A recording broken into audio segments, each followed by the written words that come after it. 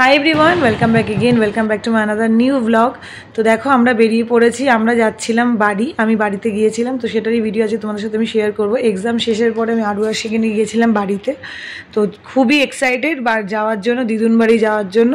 Exam শেষ হতে না হতেই স্টার্ট হয়ে গেছে, চলো চলো চলো। তো যাই হোক, ফাইনালি আমি নিয়ে গেছিলাম ওদেরকে বাড়িতে। তো ভীষণ মজা করতে করতে তিনজনে মিলে যাচ্ছিলাম। তো এরপরে দেখো আমার বোন নিতে চলে এসেছিলো স্টেশনে, বিকজ আমি অনেক সকালে বেরিয়েছিলাম। ও আরুষকে স্কুল দিয়ে আমাদের নিতে এসেছিলো, কারণ ওদের প্রিয় মিমিকে আসতে বলা হয়েছিল যে আমাদের স্টেশন থেকে এসে নিয়ে যাবি।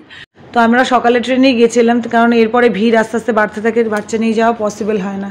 সেই কারণে আমি সকালে ট্রেনেই যাই যখন বাড়ি যাই। তো এরপরে আমরা ডিসাইড করি চা খাবো। তো চা যেখানে খেতে গেছিলাম, এই স্টলটা, এই দাদার স্টল অনেক দিন পুরনো। আমরা যখন কলেজে পড়তাম সেই সময় আমরা যখন ফিরতাম চা এখান দিয়েই খেতাম, এসে সকাল হোক আর দুপুর হোক। তো এরপর আমরা চলে গেছিলাম মিয়া মোড়ে। দেখো সবই দোকান খুলেছিল, বাট গাড়ি চলে এসেছিলো বলে আমরা ফ্রেশ পেয়ে গেছিলাম। তো যাই হোক, এরপরে মিয়া মোড়ে কেক নিয়ে আমরা সোজা চলে গেলাম বাড়ি। আর আমি যাচ্ছিলাম একা টোটোতে, আমার পেছনে ছিল ওরা স্কুটিতে তিনজনে। তো এরপর বাড়ি পৌঁছে দেখি আরুষ নেই, তো ফাঁকা ফাঁকা লাগছিলো, আরুয়াশি খুব বোর হচ্ছিল। তো তারপর আমরা গেছিলাম স্কুলে আরুষকে আনতে। তো দেখো বেরোবে এক্ষুনি। হ্যালো বলো, হ্যালো কিসি দাদা মুঝে। এরপর আমরা চলে যাচ্ছি বাড়ি। বাড়িতে ছিল আরুয়াশি, আর বাড়িতে গিয়েই দেখো মাকে জিজ্ঞাসা করছে যে ওরা কোথায়। ওরাও দরজার পেছনে লুকিয়ে আরুষের অপেক্ষা করছিল। তো যাই হোক, দেখো কি খুশি হয়ে যাবে একে অপরকে দেখে। পরীক্ষা শেষ হতে না হতেই কবে যাব করে, শুধুমাত্র এই আনন্দটুকুর জন্য।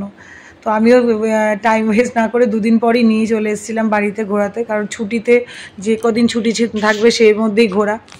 আর এরপরে মা দেখাচ্ছে যে মিমি তোর আরুষের জন্য কি এনেছে। তো ও দেখে খুব খুশি হয়ে গেছিলো, ওর ড্রেস, ওর যা যা ওর জন্য নিয়ে এসেছিলাম।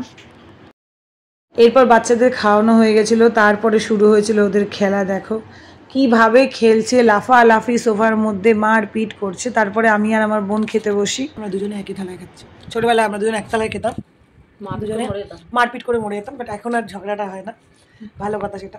এখন আমরা খাচ্ছি ডাল, আলু ভাজা, পটল পোস্ত, যেটা ইয়ামি। হ্যাঁ বল।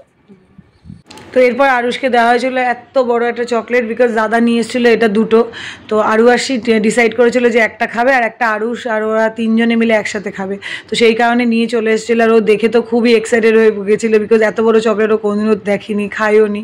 তো যাই হোক, এরপরে হচ্ছিল আইসক্রিম পার্টি। যা হয় দিদুন বাড়ি গেলে কারোর কথাই কেউ শোনে না, আইসক্রিম সবই হচ্ছিল, আর কিছুই বলার নেই। যাই হোক, আজকে ভিডিওটা কেমন লাগলো অবশ্যই জানিও।